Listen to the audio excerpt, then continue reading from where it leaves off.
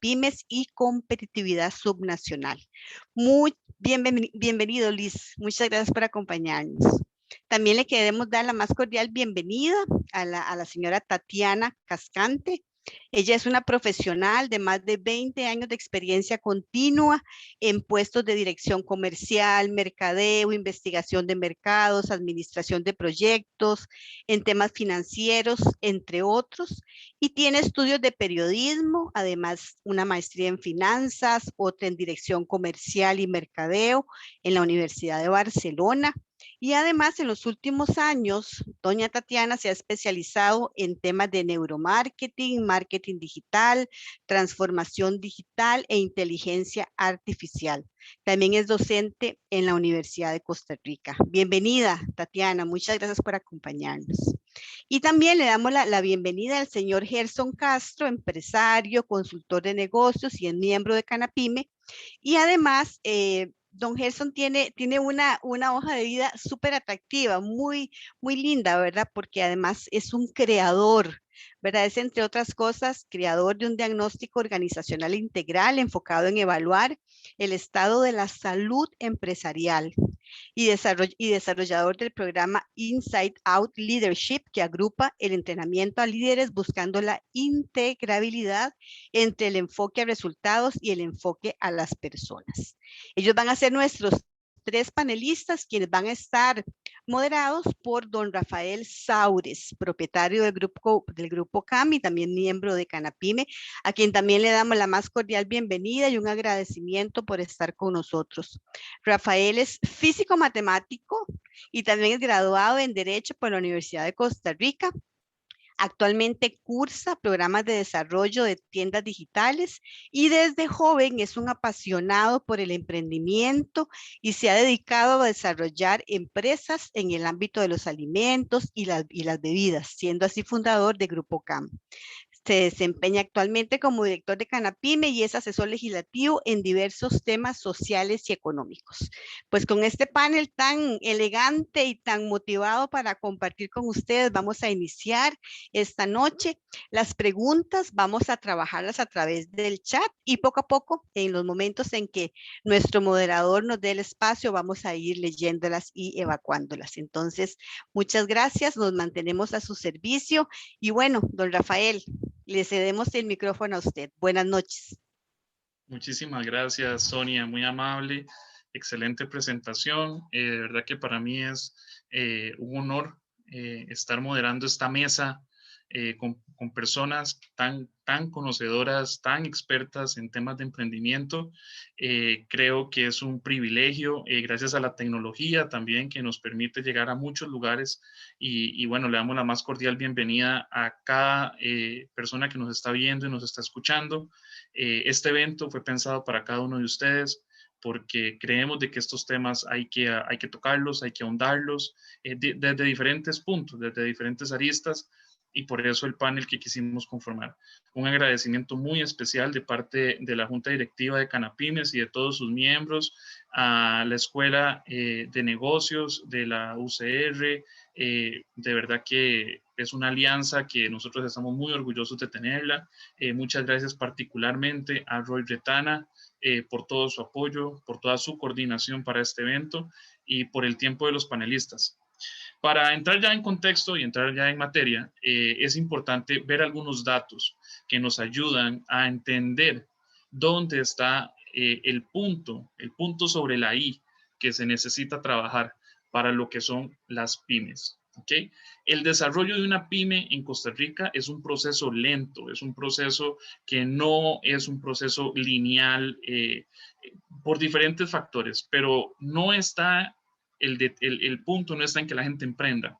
La gente ya emprende, la gente ya tiene la necesidad de salir a buscar hacer negocios, a desarrollarse, y lo que sí está creando una situación social importante es que las personas que están emprendiendo, pues una de dos, o se quedan pequeñas porque no ven el incentivo para crecer por decisiones personales o porque el ecosistema, el ambiente, no está apto para que las personas que tienen esas pequeñas o microempresas no se hagan pequeñas y no se hagan medianas. O sea, estos emprendedores no van evolucionando en el tiempo, sino que se van quedando como unos bonsai, se van quedando pequeños y no se desarrollan como un árbol con un tronco fuerte que tenga diferentes ramas. ¿Ok? Para ver algunos datos, en la Cámara Nacional de Pymes tomamos la encuesta de microempresas de los hogares y ahí nos damos cuenta que el 50% de los emprendedores lo hacen por necesidad de subsistencia. ¿Ok? Entonces, con la situación de la pandemia, pues esto se agravó porque las personas quedaron sin empleo. Entonces, claro, la forma más rápida de conseguir recursos fue montando algún tipo de emprendimiento. No vamos a entrar en detalle de cuál, simplemente estos son datos duros que nos arroja la encuesta. Este 50%, el 36% dijo que es por oportunidad, el 5% por tradición y solo el 4% son autoempleados que creen en modelos asociativos. ¿Ok? De todo el sector, este fue otro dato importante, el 64% no emite ningún tipo de comprobante electrónico. ¿Ok? Estos datos, más allá de juzgarlos, lo que buscamos hoy es encontrarle algún tipo de respuesta, algún tipo de comprensión de la realidad para luego pues ver qué se puede hacer, más que estamos viviendo un año previo a las elecciones y que podemos saber escoger, ¿no? Y poder escuchar las propuestas en este tema tan importante como es el económico. Ahora bien, de este 50% que emprende por necesidad, el 25% lo hace, así lo manifestaron, para cubrir gastos de su casa. O sea, simplemente para llevar algún aporte familiar. No por pasión, no porque encontraron un área donde desarrollarse, sino simplemente para cubrir necesidades básicas del hogar. ¿Ok? Si vemos, también hay un gráfico en esta encuesta, el gráfico 4.6, para los que les gusta tomar apuntes, vemos ahí pues, cómo está distribuido, ¿no? Por ejemplo, a nivel comercio y servicios, que es el sector más grande, es el sector terciario, el sector más grande que aporta al PIB, ¿verdad? Estamos hablando que el 73,9% en comercio se atiende con una sola persona. El 19.6%, 2 personas, y solo el 6.5% logran desarrollarse con 3 o más personas. ¿Ok? A nivel de servicios es todavía más grave. Claro, porque estamos hablando de las profesiones liberales, el odontólogo, el abogado, el arquitecto, el ingeniero. Entonces ahí los unipersonales son todavía más marcados. El 85% es de una sola persona y solamente el 4% hace empleo, crea empleo con de 3 a más personas. Ok, para hablar en números un poco más reales, de 367.911 microempresas, ok, el 72,7% son unipersonales, o sea, no crecen. Se quedan ellos como están, hacen su dinero y listo. ¿Ok? Si vemos las pymes y vemos los emprendimientos como realmente el futuro y la solución para los problemas que se vienen, que la pandemia adelantó, problemas como la robotización, la inteligencia de las cosas y otros que van a agravar, según el Banco Mundial, el tema del empleo y cómo las pymes pueden venir a dar una solución a eso, tenemos que el 72.7 en el 2020 eran unipersonales y el 16.7 dos trabajadores y solo el 10% crea empleo. Estos son solamente algunos datos que a nosotros nos permiten ver cómo está la situación y entender y ver la evidencia de dónde está el cuello de botella. Y es preguntarnos por qué las pymes no tienen las facilidades para crear un sistema en su negocio. ¿Qué es lo que ha pasado? O sea, ¿por qué esa es la realidad que se vive? Y bueno, esa es la pregunta que le tengo a los panelistas para que nos expliquen que va en dos partes. Es una misma pregunta, pero la separamos en dos para que sea más fácil de ir entendiendo.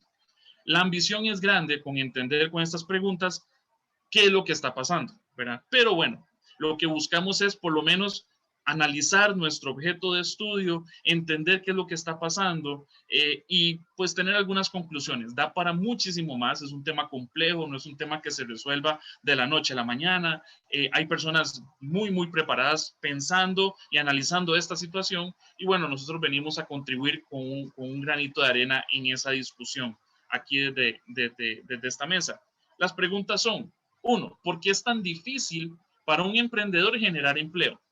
Y dos, cuáles son las variables que requieren para que un emprendimiento escale a ser una pyme, entendiendo que una pyme genera empleo, ¿sí? Dentro de la matriz empresarial tenemos dos tipos de emprendedores. Tenemos el emprendedor que simplemente quiere vivir y tenemos el emprendedor que quiere crecer. Por ejemplo, tenemos el vendedor de muebles, un artesano que simplemente hace muebles y los vende, punto. Aprovecha ciertas temporadas del turismo, los vende, hace artesanías, tal, y lo vende, y con eso subsiste. Pero está el otro, el que quiere dar empleo, el que quiere comprar maquinaria, el que quiere tener un crecimiento, el que se quiere capacitar, no en temas básicos de emprendimiento, sino en estrategia, en cómo exportar. Ese que tiene visión empresarial, ese es al que nosotros queremos llegarle. Entonces, bueno, sin más, no quiero quitarle el brillo a nuestros panelistas. Le cedo la palabra a Luis. Es todo tuya esta tarima virtual. Y bueno. Gracias, Rafael. Muchísimas gracias y muchísimas gracias al programa de educación continua, tanto a Roy como a Sonia, a Canapymes por la invitación para tocar un tema que me parece relevante y que creo que desde hace mucho tiempo viene mencionándose muy sutilmente.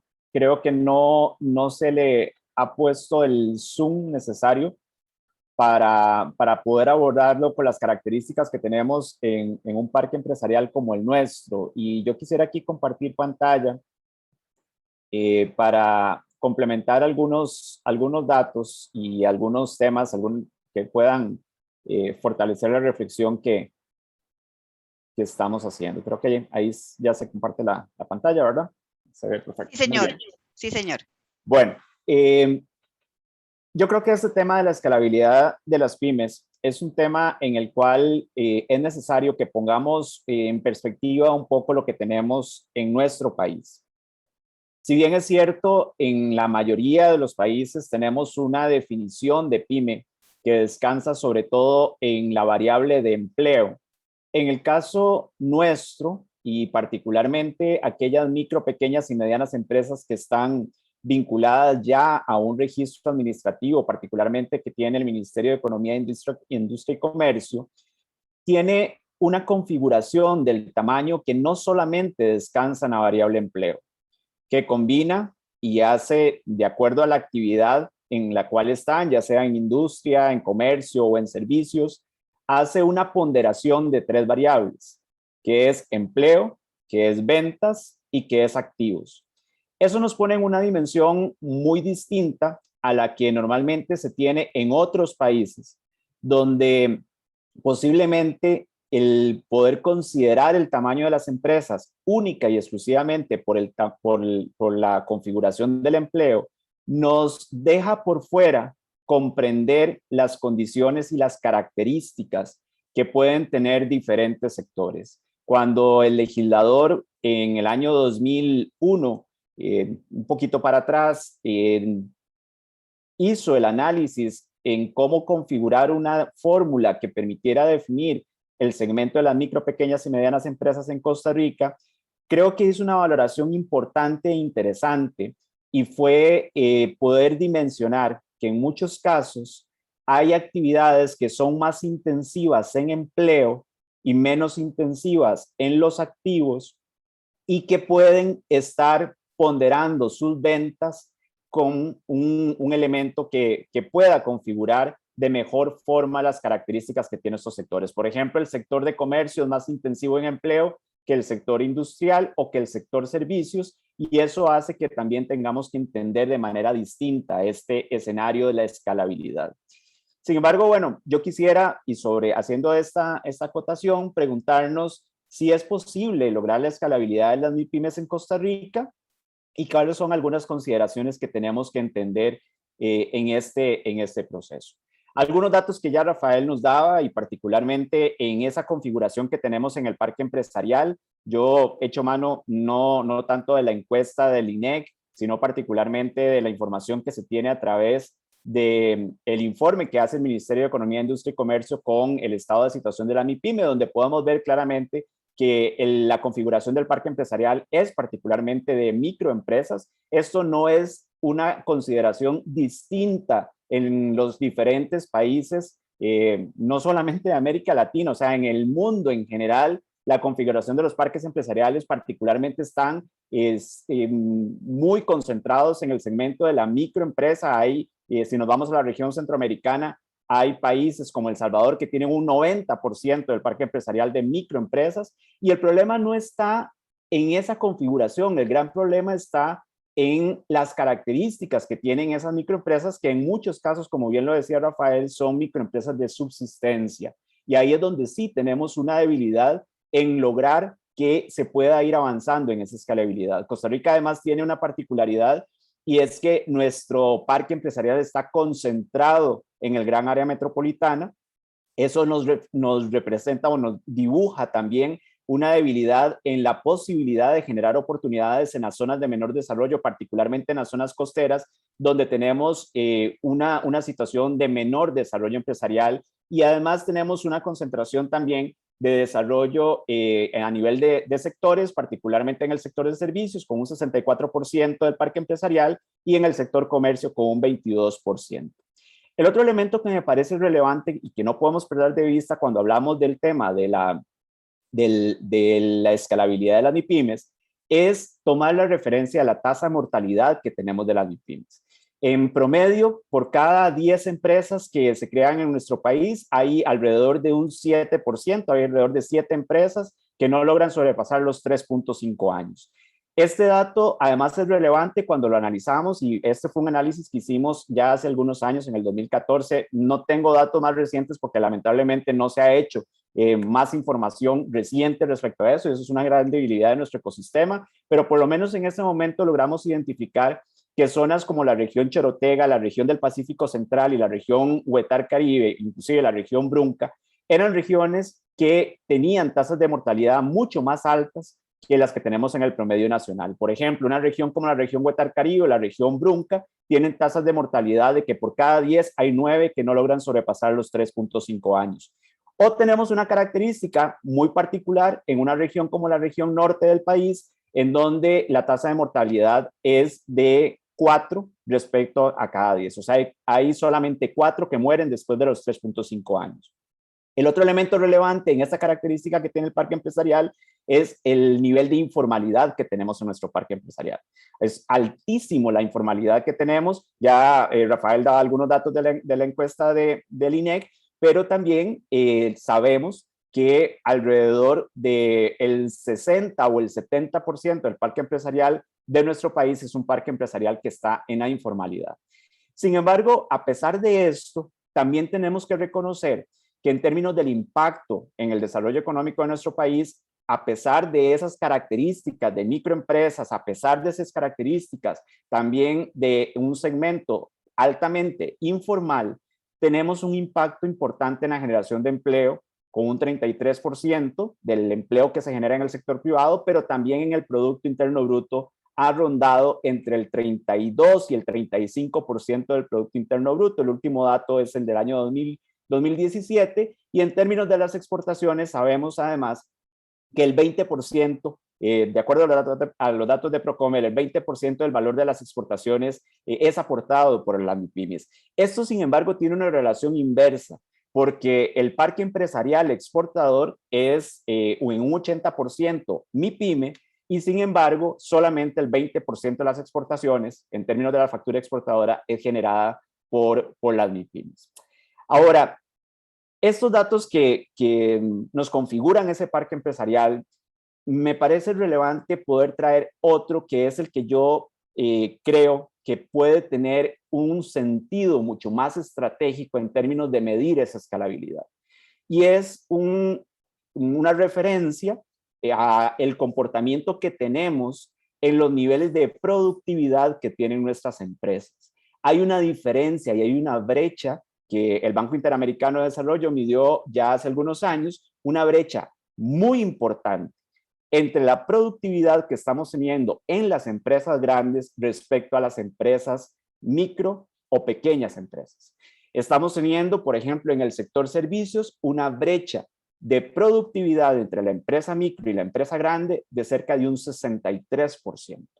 Ahí es donde realmente tenemos que poner el foco cuando estamos pensando en la escalabilidad de las empresas, porque esto nos refiere a diferentes factores productivos que no es solamente la generación de empleo, tiene que ver con los modelos de gestión que tenemos en las empresas, tiene que ver con los diferentes recursos que utilizamos desde el ecosistema para acompañar el acceso a financiamiento, para acompañar los procesos de asistencia técnica, para poder también involucrar a las empresas en nuevos mercados que les sean muchísimo más competitivos. Esta diferencia no es igual en todos los sectores. Tenemos también particularidades respecto al sector agrícola, respecto al sector de manufactura, al sector industrial o al sector comercio y al sector de servicios. O sea, varía también las características de cada uno de los sectores y varía también esas brechas dependiendo del tamaño de las empresas. Entonces, dicho esto, ante esta realidad que puede tener nuestro parque empresarial, ¿qué es lo que queremos cuando hablamos de escalabilidad de las micro, pequeñas y medianas empresas? Y aquí queremos que las pymes escalen porque generan más empleo, queremos que escalen porque incrementan sus ventas, en cuyo caso sabemos que muchas veces el incremento en las ventas no necesariamente está dándonos un indicador de crecimiento del tamaño de las empresas o de mejor productividad de las empresas. Queremos que escalen porque acceden a más nichos de mercado y esto no solamente tiene que ver con mercados de exportación, tienen que ver con oportunidades también en los mercados locales, o queremos que escalen porque mejoran su productividad, ¿verdad? O sea, puede ser una combinación de estos 4 elementos, pero con esto lo que quiero decir es que pensar solamente en la escalabilidad en términos de la generación de empleo me parece que deja incompleto el análisis con respecto a lo que puede pasar con nuestras empresas. Y voy a poner un ejemplo muy particular en un sector que es cada vez más dinámico, que tiene mayor valor en términos de la nueva economía, que puede estar vinculado a la actividad audiovisual, que puede estar vinculado a la actividad del talento y de la generación de conocimiento, donde puede ser que perfectamente esa empresa en términos del empleo pueden seguir siendo 2 personas las que conforman esa microempresa en términos de empleo, pero que en términos de los productos que están colocando en los mercados son productos que tienen un altísimo valor y que están generando realmente oportunidades competitivas en mercados, no mercados nacionales, sino en los mercados internacionales. Hoy tenemos diferentes emprendedores del sector de animación digital, de videojuegos, que están colocando sus productos no en Costa Rica, están colocando sus productos en Asia, en Europa, en Brasil, ¿verdad? O sea, tienen una relación en el comercio internacional muy grande, con altísimo valor agregado, produciendo para grandes estudios, y son 2 o 3 personas las que están ahí, de manera tal que no son intensivas en empleo, pero están dando mucho valor a cadenas que tienen que ver con la nueva economía. Entonces aquí tenemos que pensar también en cómo dar realmente valor y escalabilidad a nuestras empresas en términos de la productividad. Y por eso me traje 2 definiciones que me parece que son relevantes en cómo entender esa escalabilidad, y una de ellas nos plantea que la escalabilidad debemos entenderla como esa habilidad para mantener un similar o mayor desempeño en el modelo de negocio, o que también la escalabilidad debemos entenderla como la manera en que las compañías pueden organizarse para poder crecer en diferentes etapas sin perder clientes, disminuir la calidad o cambiar la propuesta de valor de la organización. Y esto nos pone en perspectiva que hay al menos 5 cosas sobre las cuales nosotros tenemos que pensar cuando hablamos de la escalabilidad de las empresas. Uno es pensar en la rentabilidad que tienen los modelos de negocios, otro es sobre la gestión de los procesos, sobre las nuevas competencias que se requieren en términos de quienes integran las micro, pequeñas y medianas empresas, no solamente los gerentes de las empresas, sino también el recurso humano que está vinculado a ellos, sobre los nuevos puntos o de venta o canales de distribución, y evidentemente la pandemia nos ha puesto en perspectiva una nueva realidad en las formas de comercialización que tienen que tener las empresas. Quizá algunas cosas que veníamos haciendo en donde nos había costado mucho, por ejemplo, la digitalización y la transformación de vinculación de las empresas al mercado digital, y que la pandemia lo ha dinamizado de manera acelerada, y también pensar en la incorporación y la vinculación de las empresas hacia nuevos mercados. Además de esto, ya para ir cerrando y pensando en el tiempo que nos han establecido, incrementar esa productividad nos permite pensar en una escalabilidad de las MIPYMES en un proceso que además tenemos que entenderlo de forma sistémica y de forma multidisciplinaria, en el cual las mejoras en la gestión de las empresas es fundamental. Y esto refiere a la construcción y a la generación de instrumentos de apoyo que estén cada vez menos dedicados a la capacitación y más dedicados a la asistencia técnica y el acompañamiento, que es donde efectivamente las empresas tienen la posibilidad de mejorar sus procesos productivos. Eliminar barreras que tienen que ver con el entorno para facilitar la gestión de negocios. Y no hay duda de que en nuestro caso no solamente la creación de una empresa, sino la operación de una empresa es altamente costoso. Por cada 100 colones de venta que tenemos en una empresa, estamos invirtiendo en términos de impuestos y seguridad social, estamos invirtiendo cerca de 55 colones. Eso hace que evidentemente para una empresa grande, donde el apalancamiento por volumen puede ser manejable, para una micro, una pequeña empresa, indudablemente los costos vinculados a la operación en términos de seguridad social, impuestos y demás, lo hace muy poco competitivo en el entorno en que tenemos. Y además de esto, hay elementos que están vinculados a la facilitación de condiciones de apoyo en los factores de competitividad de las empresas, que yo resumo en un esquema que es quizá bastante complejo, pero que nos lleva a entender que hay una población altamente heterogénea, donde no tenemos una sola receta para el segmento de las micro, pequeñas y medianas empresas, que tenemos que ser sensibles y empáticos para poder entenderlos en términos de la actividad económica, en términos de las características de las empresas y en términos de los mercados en donde están vinculando. Pero además de eso, donde es necesario un ecosistema que facilite los esquemas de apoyo, que mejore la gestión de las empresas en términos de la formalización, no solamente para la creación, sino también para la operación, de mayor innovación, de mayor uso de la tecnología, de mejor gestión de la calidad y una inserción inteligente en los mercados vinculados al mercado local, al mercado internacional, pero también al encadenamiento por la empresa grande, y que esto nos permita, a través de los diferentes factores de competitividad, una mejor escalabilidad, mayor generación de empleo y mayor crecimiento económico que impacte positivamente en el desarrollo del país. Entonces, de esta forma, creo que hablar de la escalabilidad solamente en términos de una variable es realmente corto, o sea, se nos queda corto el análisis si no vemos todo ese panorama en el cual podemos o debemos articular de manera sistémica y multidisciplinaria el esfuerzo donde participe no solamente un actor del ecosistema, sino varios de ellos en la escalabilidad de las MIPYMES. Excelente, excelente, excelente. Muchísimas gracias, Luis. Una extraordinaria presentación. Sonia, tú me ayudas si tenemos algunas preguntas de la audiencia. Sí, tenemos dos preguntas para don Luis. Don Eduardo Acuña le pregunta, ¿cuál cree usted que serían los principales factores de riesgos financieros para los 3 primeros años en las pymes? Gracias, don Eduardo. Sí, obviamente en el tema financiero aquí tenemos un vacío en el ecosistema, no por normativa, porque la normativa se ha ido creando desde ya hace algunos años, sino por la implementación y la comprensión del tipo de instrumento que se necesita según la etapa de evolución de las empresas.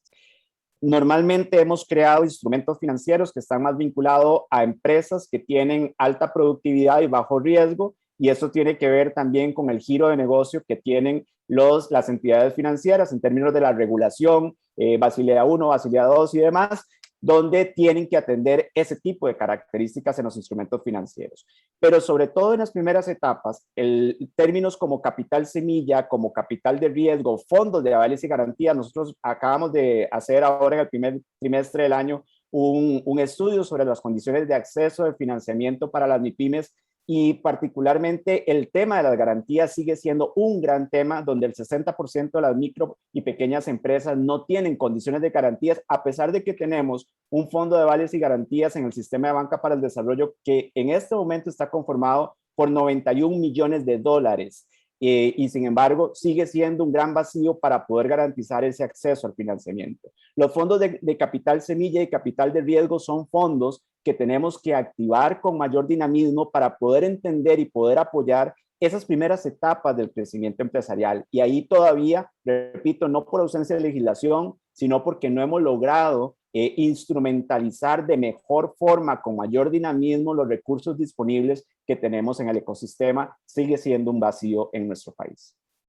Muchas gracias, Luis. Don Marcos Olmedo le pregunta, ¿tiene que cambiar nuestra mentalidad país para que las empresas crezcan? Bueno, esta es una gran pregunta. Yo quisiera hacerlo con un ejemplo, y si me lo permiten, muy corto. Un empresario de una zona rural del país tiene un muy buen producto, un producto agrícola, pero que además tiene valor agregado, está bien empacado, tiene etiqueta, tiene una forma de comercialización muy positiva. Y bueno, resulta que se encuentra con una cadena de supermercados que está muy interesada en poder comprarle el producto, le hace una oferta para comprar el producto a este empresario que tiene las condiciones para poder acceder a esa oferta que le hacen, no porque la fue a buscar, sino porque lo llegaron a buscar a él, y por un tema de cultura empresarial decide no vender y seguir vendiendo en pequeñito en su comunidad. Hay casos de casos. ¿Por qué doy este ejemplo? Y este es un ejemplo que siempre utilizo de un microempresario de la zona sur del país. ¿Por qué lo utilizo? Porque ahí estamos ante un caso de que no está carente de producto, no está carente de proceso productivo. Sin embargo, el temor a poder enfrentarse a una realidad que le pueda permitir crecer lo hace echar para atrás y quedarse en su zona de confort, ¿verdad? Y eso tiene que ver en cómo articulamos y cómo trabajamos las características, las actitudes, los valores y las competencias emprendedoras de nuestros empresarios.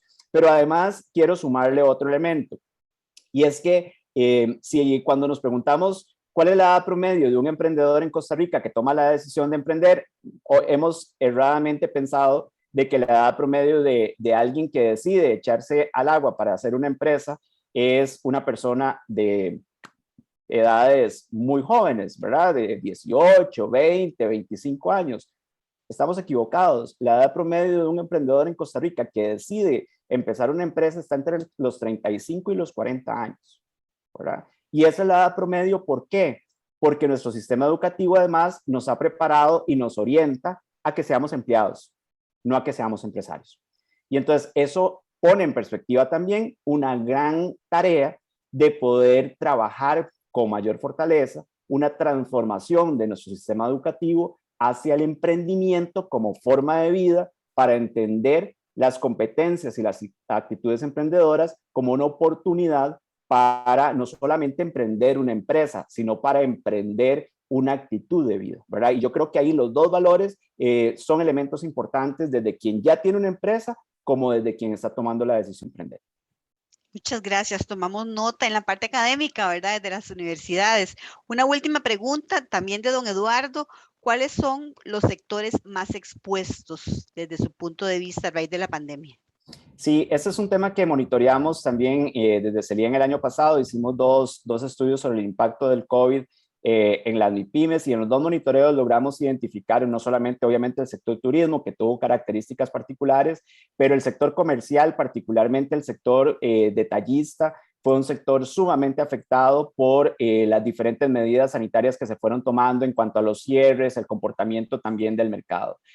Ahí indudablemente tenemos los dos impactos más relevantes.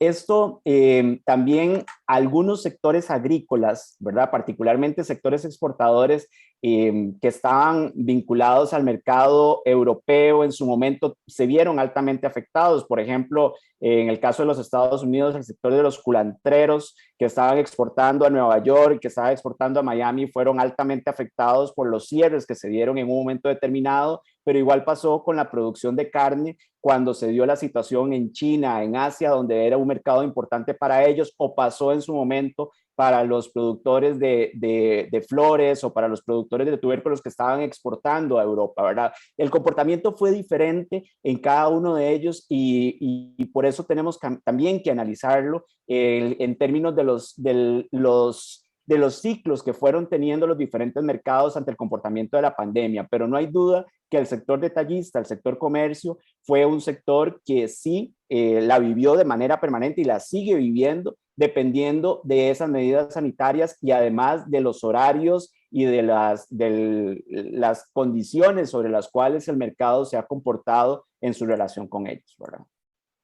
Muchas gracias. Tal vez le damos, hay un par de preguntas más, pero podemos dejarlas para un segundo espacio. Rafael, te doy la palabra nuevamente. Super, excelente. Muchísimas gracias, Luis, por profundizar tanto en las preguntas. Y bueno, vamos a dar paso a la segunda oradora de esta noche, a Tatiana. Bueno, Tatiana, estoy todo tuyo el micrófono. No perdamos más tiempo, que queremos escuchar tus ideas. Muchísimas gracias y muy buenas noches a todos. Gracias por la invitación. Espero no ser muy reiterativa con lo que estaba diciendo don Luis también, porque hay muchos datos que nosotros también trabajamos y que conocemos y que van en la misma línea porque son los mismos estudios. De hecho, cuando hablamos de estas dos preguntas de por qué no se puede generar más empleo o cómo lograr que una empresa pyme logre esa escalabilidad que se busca, pues aquí vemos que una de las cosas que siempre he destacado y que siempre he dicho es esa falta de estudios que existen en el mercado. Entonces, puede ser que el MEC, por un lado, haga estudios y los dejó de hacer. Puede ser que una cámara empresarial haga estudios y los dejó de hacer y no son consecuentes con esa información.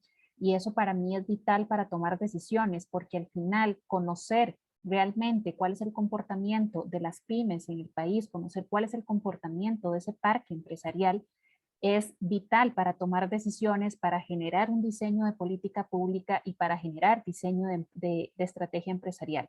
Entonces, no podemos ser un país que estamos realizando estudios aislados o diversos por diferentes áreas y al final no tenemos un común denominador que nos esté dando el dato real. Entonces, para mí eso es uno de los grandes problemas que tenemos como país. Cuando hablamos de una escalabilidad de las empresas, pymes, hay muchas aristas o variables que uno puede tomar en cuenta o que realmente van a afectar. Y como estaba diciendo en su momento también don Luis, de todas las pymes son tan diferentes, que es difícil poder tratarlas como en conjunto, ¿verdad? Entonces, cuando uno quiere que una pyme venda más, de ahí eso va a implicarle a esta pyme contratar personal nuevo, contratar más infraestructura y por lo tanto va a generar más gastos fijos, más gastos variables, evidentemente. Y aunque se produzca un aumento en las ventas, no necesariamente van a ser ganancias para la empresa. Entonces, a veces las pymes piensan que voy a vender más o tengo un contrato nuevo con una empresa y entonces voy a vender más y voy a hacer más plata. Y cuando se dan cuenta, más bien, es que están generando pérdidas. ¿Y eso por qué pasa? Por la falta de asesoramiento, por la falta de planificación que tienen estas empresas y que realmente no tienen un conocimiento del potencial de crecimiento que realmente pueden tener. Entonces, en muchos casos no asumen la responsabilidad en su momento o viene la otra parte, que es que no tienen un apoyo para invertir en esa infraestructura que les permita producir más y esa producción más en el corto plazo. Entonces, hay varios ejemplos que tengo, de hecho, desde la Cámara de Industrias, donde laboro directamente, siempre tratamos de generar diferentes encadenamientos entre las organizaciones que están afiliadas a la Cámara. Para ponerlos en contexto, actualmente hay casi 800 empresas afiliadas y de esas 800 empresas, el 80% son pymes. Y entonces, ¿qué es lo que nos damos cuenta? Tratamos de generar esos encadenamientos porque llegan muchas pymes y nos dicen, yo sueño con venderle a Dos Pinos, yo sueño con ser proveedor de FIFCO, de Pozuelo, y empiezan a mencionar empresas grandes a nivel nacional, o que quiero ser proveedores de empresas que están ubicadas en zonas francas. Sabemos que las empresas de zonas francas han crecido en exportación y por lo tanto podríamos decir que son empresas que a pesar de la pandemia les ha ido bien en el contexto. Entonces, cuando nosotros empezamos a hacer esos encadenamientos, buscamos, no sé, empresas de plástico que quieran vender algún tipo de etiquetado, algún tipo de empaques a estas empresas grandes. Hay empresas de corrugados pequeñas que que quieren venderle a Dos Pinos, no sé, a las empresas grandes, FIFCO, lo que fuera. Y empezamos a generar esos encadenamientos. Esos encadenamientos las empresas grandes tratan de apoyar, que aquí hay otra parte importante, ¿verdad? Es como ese apoyo que la empresa grande también le puede dar a la pequeña. Generan contratos y a partir de ahora yo les digo, bueno, está bien, yo soy una empresa de plástico, ustedes me van a generar cierto tipo de empaques que requiero y necesito que me generen 1000 por mes. Entonces la empresa PYME dice que sí, que por supuesto que 1000 por mes y vamos con el contrato. Resulta que cumplen el primero, el segundo, el tercer mes y ya por ahí del cuarto se dan cuenta que no dan abasto, que no dan la talla y que no pueden asumir esa responsabilidad y simplemente, en el mejor de los casos, la empresa habla y le dice no puedo asumir eso y en otros casos la empresa desaparece.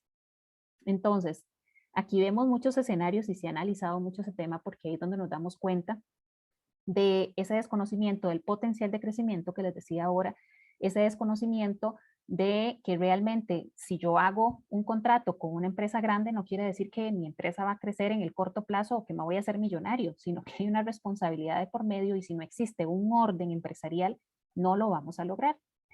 Así como este caso, digamos, puede ser de fracaso, que le podríamos llamar, también hay muchos casos de éxito que también se han logrado. Lo que quiero decir con esto y poner en ejemplo y contexto es que el hecho de que una empresa quiera vender más no quiere decir que se va a hacer millonaria o que va a crecer en el corto plazo, sino que eso también va a implicar gastos, va a implicar un crecimiento que tienen que hacer y que tal vez no lo visualizan en ese momento porque simplemente dicen, logré un contrato con una empresa grande y ahora sí, ya la pegamos. Y a veces no es así. También nosotros hemos trabajado a través de la cooperación suiza, apareció un proyecto súper interesante, estamos en el 21, esto fue en el 2000, finales del 2018, inicios del 19, donde con cooperación suiza se empezó a trabajar en proyectos con mujeres artesanas, micropymes artesanas nacionales. Únicamente tenían que ser mujeres. El requisito era que fueran mujeres y que tenían un emprendimiento. Si fuera formal o no fuera formal, no importa. Y aquí lo que se hizo fue empezar con un proceso inicial de capacitación, pero una capacitación que era más de un 1 a 1, de más acompañamiento, que era lo que mencionaba Luis, que es uno de los grandes problemas. Entonces, era un acompañamiento en temas de procesos administrativos, de formalización del negocio, formalización de la marca, temas de exportación, comercio electrónico, redes sociales, hasta se les explicaba y se les dio hasta un curso de cómo tomarle fotografías a los productos para que se vieran atractivos en las diferentes plataformas que iban a utilizar. Fue un proyecto donde iniciaron cerca de 140 mujeres empresarias. Fue un proyecto que se trabajó en conjunto también con otras organizaciones estatales como el MEIC, como el ICT, porque resulta que encontrar mujeres artesanas micros no fue tan sencillo como nosotros pensamos y por lo menos que se sumaran a este proyecto. Se sumaron, iniciamos muy bien, se subdividieron en grupos porque evidentemente habían de todo, habían señoras artesanas que lo hacían por hobby, otras que sí lo hacían por subsistencia, otras que tenían un conocimiento avanzado porque habían estado en la universidad, tenían un trabajo formal y eso lo hacían como una segunda opción. Entonces teníamos de todo. Entonces, evidentemente no podía hablar yo de exportación o de comercio electrónico con una señora que lo hace por subsistencia versus con otra señora que realmente de ella ya tenía cierto conocimiento o avance o ya había ido a la universidad, tenía su conocimiento. Entonces se hicieron por sus sectores. El proyecto avanzó, la cooperación suiza, su objetivo principal, porque ya este proyecto lo había replicado en África, en países africanos, la idea era hacerlo a través de en Centroamérica, lo empezamos a trabajar y el fin principal era lograr que todas esas mujeres artesanas al final entendieran el concepto empresarial, que lograran vender sus productos en plataformas internacionales como un Amazon, como un eBay, como toda la parte de comercio electrónico, que ellas supieran cómo enviar estos productos desde Costa Rica hasta Australia, Estados Unidos, a Europa, a donde fuera que se los encargaran, pero que tuvieran ese conocimiento. Evidentemente se vino la pandemia, el proyecto tuvo ciertos atrasos, muchas de estas mujeres emprendedoras desaparecieron. Unas hacían collares, terminaron haciendo mascarillas por subsistencia. Otras continuaron en su proceso porque tenían su trabajo, pero podían continuar haciendo sus actividades por fuera. Y al final el proyecto terminó, bueno, terminó digamos que a finales del año pasado, principios de este año, y solo habían unas 25 mujeres artesanas de las que iniciaron. Cuando nosotros empezamos a analizar, dejando por fuera el efecto de la pandemia, y que muchas agarraron también la justificación de la pandemia por no continuar, era porque qué pereza, ya me aburrí, hay que hacer muchos pasos, son muchos procesos, yo no puedo estar recibiendo la capacitación, estar con el consultor a la par mía, viendo a ver cómo tomo fotos mientras me hacen un pedido, mientras tengo que cocinar, mientras mis hijos vienen y tengo que atenderlos, y así empiezan a sumar un montón de actividades que tienen adicional a lo que ellos realizan, y a partir de ahí fue bajando el nivel de atención, y evidentemente no solo en Costa Rica, sino también en todo Centroamérica.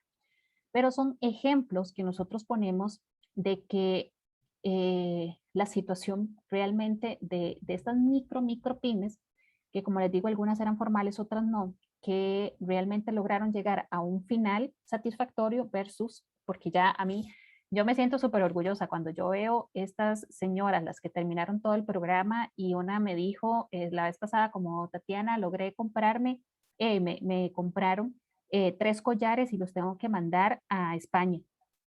Entonces, ya con eso es una motivación extra y se dan cuenta que el proceso funciona. Y todo este tipo de cosas son satisfactorios, a como también analizamos el otro proceso de qué fue lo que pasó y por qué se retiraron, ¿verdad? Pero bueno, al final uno se da cuenta que muchas de estas empresarias también, cuando buscan crecer, cuando quieren lograr más, ocupan capital y no tienen ese capital. No lo tienen, y el sistema nacional no existe como esa ayuda en ese paso, en ese proceso para lo que sigue. Entonces, cuando ellas buscan financiamiento, necesitan plata para invertir, para comprar materias primas, para seguir produciendo, de ahí una entidad financiera, los requisitos que le solicitan no se ajustan a lo que ellos tienen. Entonces, no hay una garantía de que no voy a poner mi casa, no voy a poner otros bienes para poder adquirir más materia prima para continuar con el negocio. O no tiene tal vez los años requeridos que a veces piden las entidades financieras para poder continuar con el negocio, o que sirva de respaldo de que, sí, vean, no empecé ayer, tengo un año. No, es que necesitamos que sean 3. No, necesitamos que sean 5. Entonces, eso lo que hace es, evidentemente, dificultar muchísimo el crecimiento de estas organizaciones. Ahora con la pandemia, pues han surgido muchos micronegocios que en realidad han sido buenos, pero que también sabemos, como ahora mencionó también don Luis en las estadísticas, que no tienen un ciclo de vida bien, o sea, es decir, un ciclo de vida muy corto. 3 años en el mejor de los casos, a veces hasta menos. Y como les digo, tal vez no es porque ellos no quieran continuar, simplemente porque no logran tener ese apoyo económico para seguir creciendo, por los requisitos que pueden solicitar en los bancos y demás. Si vemos la cantidad de pymes que hay en el país, y nosotros decimos, si una pyme de estas, por lo menos generara 1 o 2 empleos, de prácticamente en 4 años estaríamos resolviendo el problema de desempleo que hay en el país, tomando en cuenta la cantidad de pymes que tenemos a nivel nacional. Entonces, es muy interesante, digamos, el hecho de que son más, lideran el parque empresarial de Costa Rica, y aún así no tienen el apoyo que se requiere. Voy a compartir aquí un momentito pantalla porque quería mostrarles, permítame. En la Cámara de Industria se hace todos los años una encuesta que se le aplica a este universo que les digo a ustedes, que son casi 800 empresas afiliadas, que el 80% son pymes, y se hace una encuesta de perspectivas empresariales y valoración de factores de competitividad. Esta encuesta es de febrero del 2020, y aquí principalmente lo que quiero destacar son los retos que manifestaron las pymes que tienen que enfrentar en Costa Rica para un crecimiento. Entonces, ellas lo que nos manifestaron de boca de ellos es que tienen muchos problemas en lo que es la gestión empresarial, que eso les impide evidentemente crecer en su negocio. Tienen una limitada capacidad para poder identificar, asimilar y explotar el conocimiento. Tienen limitaciones para el financiamiento. El tema de las empresas informales para ellos es un problema porque evidentemente ellos lo hacen a todo a derecho versus otros que lo hacen de forma informal y a veces hasta ganan más las informales o a veces no, ganan más las informales que ellas mismas. Y evidentemente la condición país en temas de competitividad general, que estamos hablando de cargas sociales, costo de electricidad, infraestructura, tramitología, que son las que afectan en realidad a todas las empresas. Pero si a las empresas grandes les afecta, imagínense ahora a una pyme que es muchísimo más exponencial ese problema que se les está presentando. Basado en esto que viene, digamos, como en este estudio, digamos, los resultados como de este estudio, aquí también quiero destacar, o quería destacar o generar el tema, digamos, de las cargas sociales. Actualmente las cargas sociales se han vuelto, digamos, un gran problema o la principal variable, digamos, para el resto de las empresas en costos. Y algo que se ha conversado, que se ha estado hablando, es que, bueno, desde el 2014 se había generado un proyecto o un reglamento, digamos, de emprendedurismo desde la junta directiva de la Caja. Y esto lo que se buscaba era principalmente que existiera algún tipo de escalabilidad o forma de cómo los emprendimientos o las pymes pudieran trabajar con la Caja de forma formal, valga la redundancia, ¿verdad? Pero estos proyectos o estos reglamentos no tienen ningún avance. Entonces, a la fecha no hay avance y le estoy hablando que desde 2014, ¿verdad? Entonces, el problema de la Caja es que ellos creen que, por ejemplo, ustedes forman una empresa hoy, se inscriben a la Caja y ya mañana tienen que pagarme.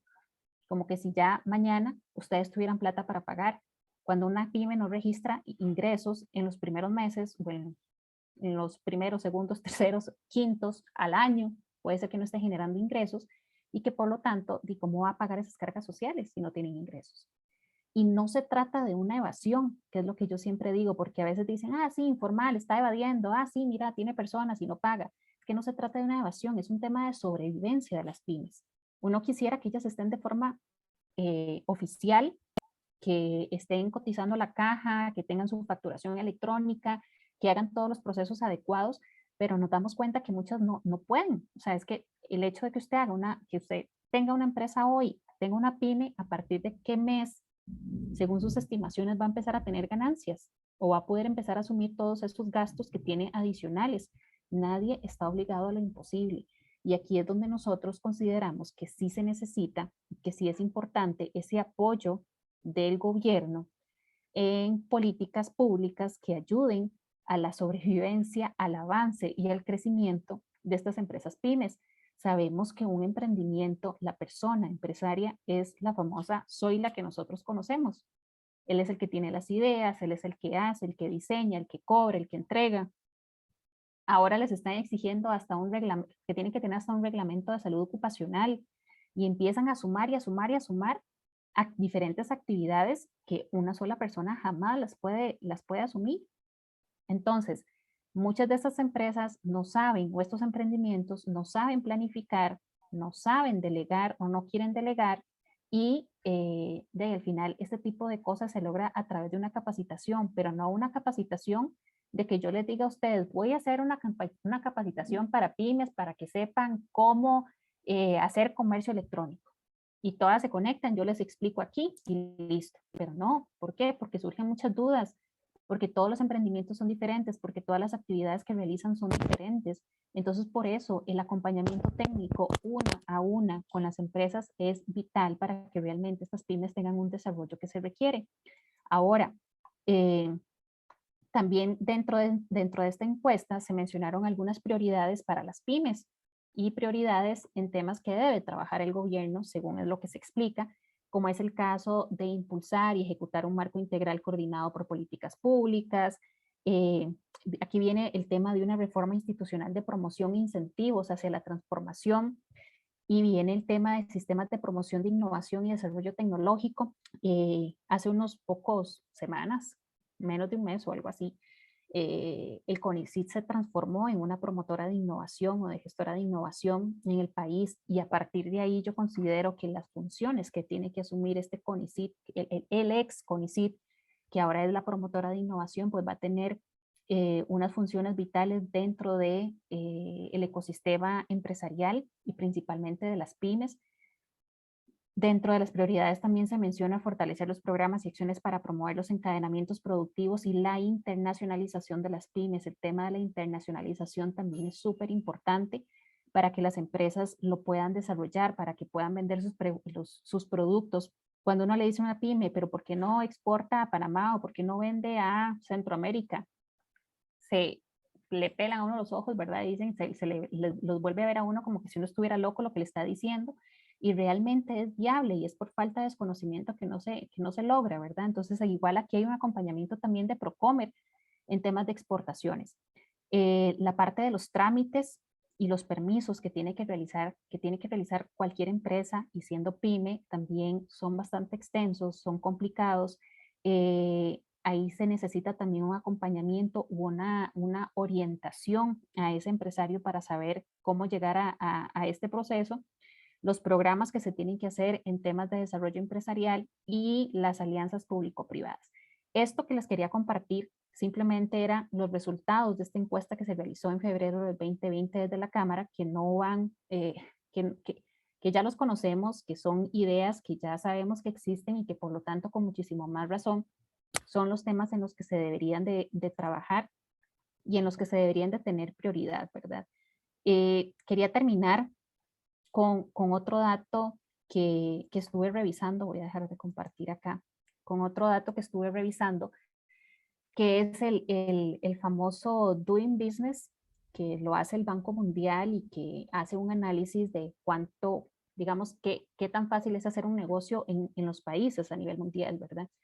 Y cuando yo veo estas noticias, entonces dicen, mira, Costa Rica es tercero en Latinoamérica, está por detrás de Chile y México. Pero cuando nos damos cuenta la puntuación que tenemos, resulta que realmente hacer negocios en Costa Rica es difícil, y en los últimos años no ha habido, según el Banco Mundial, un proceso de mejora en regulaciones y en simplificación de trámites para hacer negocios. Y vuelvo al tema, ¿aplica para pymes o implica para grandes? Porque aquí al final lo que buscamos es el crecimiento del parque empresarial de Costa Rica, y el crecimiento, evidentemente, si crece el parque empresarial, vamos a generar más empleo, independientemente del sector, independientemente de la industria. Y el hecho de que seamos tercero de Latinoamérica y que lo pongan como noticia, a mí eso no me parece noticia, porque siento que se están valiendo de una lista y una lista y ya, como para decir somos terceros, pero si nos vemos a nivel mundial somos 74. Y en los últimos años pasamos de los puestos 60 y ya llegamos a los 74 y seguimos bajando. Entonces eso es una alerta que está generando para mí un índice de medición a nivel mundial que se hace, y que nos damos cuenta que realmente la cosa, en lugar de mejorar, como que no, ¿verdad? Como que más bien va empeorando o vamos perdiendo puntuación. Vamos perdiendo esa actividad que podríamos generar con muchísimo más eficiencia, y qué es lo que necesitamos. O sea, porque en lugar de decir que somos terceros, no vemos qué están haciendo otros países o cómo han logrado otros países tipo, no sé, Singapur en los últimos años crecer, o que los negocios, prácticamente usted quiere hacer un negocio hoy y ya mañana lo puede estar abriendo, o en 3 días lo puede estar abriendo, versus aquí que se duran meses de meses para solicitar permisos.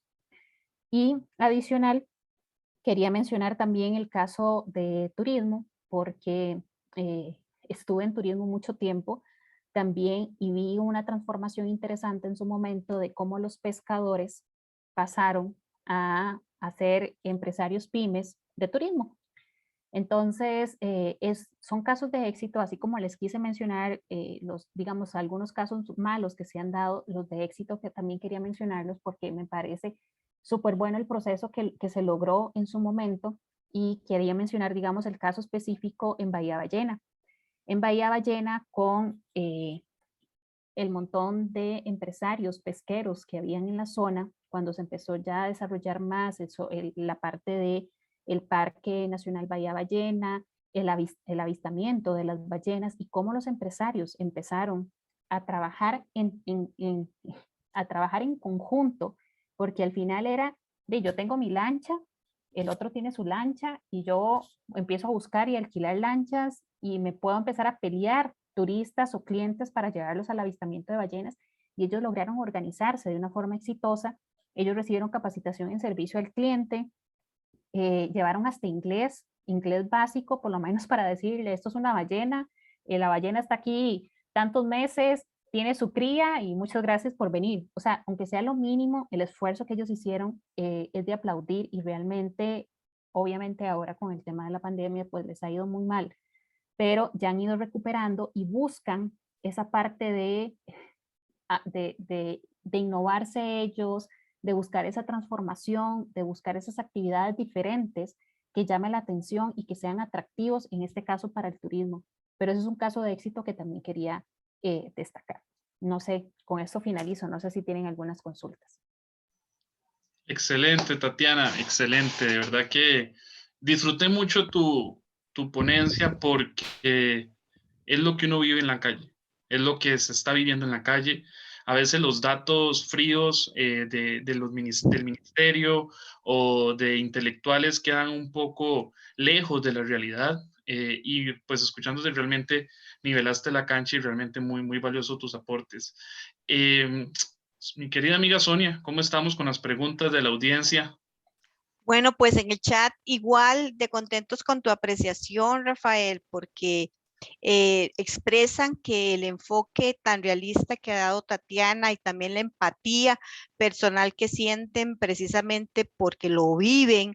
Entonces tenemos, por ejemplo, aquí el caso de doña, ya le voy a decir, permítame, tenemos a una artesana, tenemos a doña Amarilis, que dice que es artesana, que se siente súper empática con lo que usted ha mencionado, Tatiana, que cómo hace para exportar sus tejidos desde donde ella está. No, en realidad, digamos, ese proyecto fue muy interesante, y vieras que hay varios escenarios como se pueden hacer y se puede trabajar, pero sí se necesita un acompañamiento, porque si no se tiene evidentemente el conocimiento, y en su momento hasta ni siquiera uno lo tenía, poco a poco uno lo va entendiendo y va analizando cómo realmente cómo funciona el mercado del comercio electrónico, y los resultados que hemos tenido realmente son buenos, y no solo a nivel internacional, sino empezando a nivel nacional. Entonces, hay muchas variables en redes sociales ahora, digamos que es una plataforma que es indispensable tener para cualquier negocio, y hacerlo bien. O sea, no es solo poner una foto en redes sociales y decir, tejí este gorrito para el frío y entonces ahora cómpremelo. No, no, es que eso es como cuando como uno prende un fosforito, ¿verdad? Lo que dura prendido es lo que alguien lo vio. En el momento que se apagó, ya esa publicación desapareció. Y un tip que le doy también es que las personas tienden a subir sus fotografías a redes sociales sin ningún nombre. Es decir, como cuando uno graba una foto en la computadora, uno le pone guardar como y pone foto 1, foto 5, foto 7, o a veces el mismo sistema le pone MXL 127, una cosa rara. Y así nosotros subimos las fotos a redes sociales. Y eso está mal. Nosotros tenemos que ponerle nombre a esas fotografías cuando las subimos a cualquier plataforma, porque en los buscadores, cuando uno pone collar rojo, y si ustedes a esa fotografía le pusieron collar rojo o gorro rojo, digamos, la va a encontrar y la va a buscar. Si ustedes le pusieron foto 5, eso es como que se perdió en el universo y nadie nunca lo va a encontrar. Pero hay muchas opciones, en serio hay muchas opciones, y con todo gusto les podría aportar. Muchas gracias. Y doña Yendri Gómez nos habla sobre el tema de la importancia de los encadenamientos productivos como una excelente opción para que los emprendimientos en las zonas rurales puedan incluso convertirse en aliados de zonas francas, Tatiana. Para mí eso es vital. De hecho, los encadenamientos para mí es una de las herramientas muchísimo más fuertes que tenemos que desarrollar desde las diferentes áreas. Digamos, en las partes empresariales, y las empresas grandes están dispuestas a trabajar con empresas pequeñas porque nos los han dicho, porque en eventos así, en congresos, en foros, lo han manifestado. Y como les digo, a veces el problema es más bien las pymes o las pequeñas, porque quedan estancadas en cierto nivel y no pueden tener como ese crecimiento, que es la parte que estamos hablando de cómo lograr esa escalabilidad. Y las pymes quieren vender sus productos, pero la demanda que tienen las empresas grandes son muy grandes, ¿verdad? Son enormes. Entonces, las empresas, por ejemplo, dispositivos médicos, actualmente el país está liderado por empresas de dispositivos médicos en zonas francas. Estas empresas utilizan ciertos plastiquitos que tienen ciertas características específicas, ciertos empaques que tienen que tener cierta rigurosidad. Entonces, a la hora de solicitarlos o que las pymes les puedan proveer ese producto, algunas las aportan, otras no, y otras no pueden alcanzar el nivel de volumen que están solicitando. Entonces, ahí es donde estas pymes ocupan como, hey, necesito inversión, necesito plata para comprar una máquina para que en lugar de que me salgan 100 plastiquitos, me salgan 1000.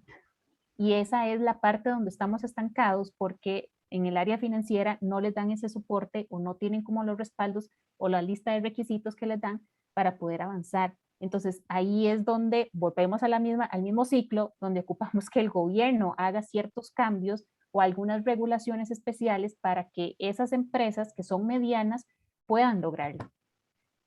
Bueno, y una última que resumo el sentir de don Francisco, don Marco, doña Julieta, doña Nuri, que es relacionado con el tema de cómo mejorar las competencias laborales versus el conocimiento académico, todo lo que tiene que ver con capacitaciones técnico-prácticas, y aprovechando también la pregunta, les vamos a poner en el chat un link con los programas de educación continua que ofrece la Universidad de Costa Rica a la comunidad abierto, y Tatiana tal vez pudiera cerrar con este tema.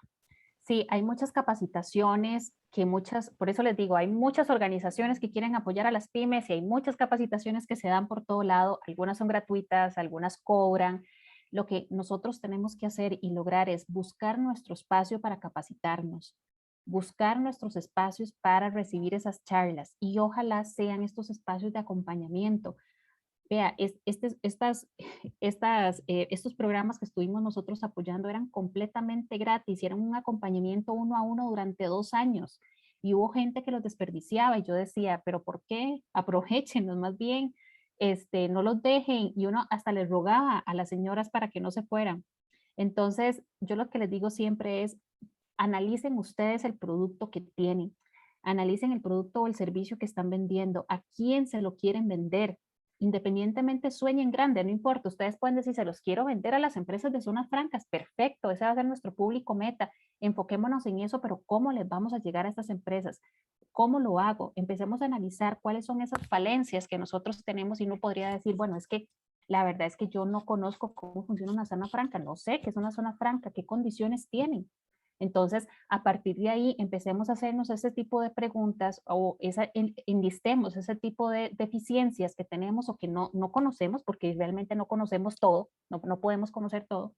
Entonces, hagamos esa lista y empezamos a buscar dónde hay personas que nos pueden ayudar en ese tipo de dudas que tenemos. Ahí está don Rafael, que digamos que desde la cámara igual puede orientar dónde pueden encontrar todas esas consultas, o igual pueden escribir a diferentes plataformas, en serio, tanto en el MEC, en la parte de pymes, donde los pueden orientar, porque yo creo que aquí lo que falta es un poco de orientación. Y quería cerrar con otro ejemplo, perdón, era de la empresa Establishment Labs, no sé si la conocen, es una empresa que hace implantes mamarios y que ha venido evolucionando en temas tecnológicos súper bien. Pero es la típica empresa que si ustedes escuchan la historia, ustedes dicen, ¿en serio eso es aquí en Costa Rica? Porque literal, ellos empezaron así como en el garaje de la casa. Empezaron ciertas personas a desarrollar la idea, a empezar a generar este producto, fueron creciendo, ya tenían como una empresa más montada, eran 15, 20 personas, y a ellos les pasó esto, ellos estaban catalogados como pymes, estaban con todas las de ley, estaban al día, pero llegó un punto en el que ellos necesitaban inversión para seguir creciendo. Y era una empresa que venía con resultados muy positivos, con ventas muy altas y con crecimiento muy fuerte en el corto plazo. Y ningún banco, ninguna entidad financiera les pudo prestar plata. Tuvieron que ir internacionalmente a buscar socios para que invirtieran en el negocio o que vieran los resultados de su empresa para que ellos pudieran crecer. Ahora ellos son una empresa grande. Ahora ellos exportan N cantidad de implantes mamarios a nivel mundial. De hecho, están catalogados como los mejores a nivel mundial.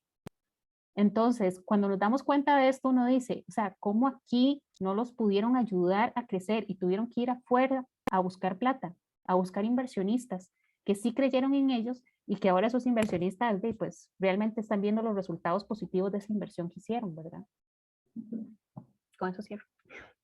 Súper, súper, ¿no? Excelente, Tatiana. De verdad que, bueno, creo que vamos con un evento que se nos ha ido muy rápido en el tiempo. Creo que se ha complementado muy bien las dos temáticas que han abordado tanto Luis como vos. Muchas gracias, de verdad que por ahondar, por profundizar, por poner tantos ejemplos prácticos. Creo que lo que Luis hablaba de la parte de la gestión, de apoyar en la parte empresarial, también es algo importante en el tema de la escalabilidad. ¿Ok? Que al final pues queremos ver reflejado en empresas grandes, en empresas que solucionen el tema que hoy tanto preocupa a la mayoría del país, que es el tema del empleo, con más de 500,000 personas entre empleo, en personas que ya desistieron de buscar empleo y personas desempleadas. Entonces creo que es importante eso y también causar una reflexión en la audiencia de que estamos en un año donde ahorita empieza el periodo electoral y es importante escuchar ideas, escuchar propuestas, porque el país lo necesita. Ocupamos propuestas concretas de cómo se va a generar empleo, tanto en zonas francas, tanto en inversión en empresa directa, tanto con pymes. Todo esto ayuda a que esos números bajen, porque a quien le gusta vivir pues sin un trabajo, sin un empleo. Todos necesitamos un empleo, o sea, todos necesitamos comer, necesitamos dinero para vivir y qué duro estar en esa situación. De verdad que tenemos que sensibilizarnos ante ese tema. Y bueno, vamos con el tercer orador, con el tercer panelista. Que bueno, Gerson, creo que tienes un par de preámbulos de escenarios que se han conversado, que se han hablado, y el micrófono es tuyo, esta tarima virtual es toda tuya y bueno, te escuchamos. Gracias, Rafael, y gracias a don Luis y a Tatiana, porque ahora que los escuchaba, en realidad los aportes han sido extremadamente interesantes y han generado una información muy rica y digna de ser rescatada, la verdad. Alguien en el panel hizo una pregunta, algo así como, ¿qué tiene que cambiarse? O si tiene que cambiar la mentalidad país para que podamos crecer como empresas PYME. Luis contestó de un lugar, Tatiana contestó desde otro. Y ambos yo creo que sumaron mucho. Luis nos decía desde lo que tiene que cambiar el empresario, y definitivamente eso tiene que ser así. Y Tatiana desde lo que debe cambiar la institucionalidad del país. El punto es que cuando nosotros hablamos de escalabilidad, estamos hablando de crecer. Y cuando estamos hablando de crecer, estamos hablando de que se necesitan generar condiciones para que eso pase. Costa Rica vive entre varios mundos, desde las empresas transnacionales, que son las que han sostenido el empleo en esta época de pandemia, y que vemos como los dioses del Olimpo, esos grandes que están ahí, a las empresas pequeñas, que son las que tenemos que apoyar. Y en el medio quedan las empresas medianas o grandes, y a veces con la mentalidad de que son los malos. Pero cuando hablamos de escalabilidad, lo que realmente nosotros queremos es que las empresas crezcan, que las empresas pequeñas pasen a medianas, que las empresas micros pasen a pequeñas, que las pequeñas pasen a medianas, que las medianas pasen a grandes. ¿Y por qué? Bueno, porque eso nos va a generar empleo, porque voy a ponerles una presentación, déjenme compartir acá.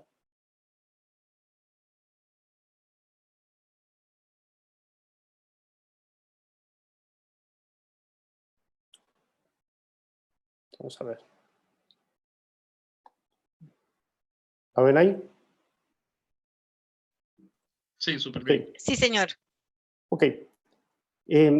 Entonces, ¿por qué la escalabilidad es algo que es determinante en cualquier país, en cualquier economía?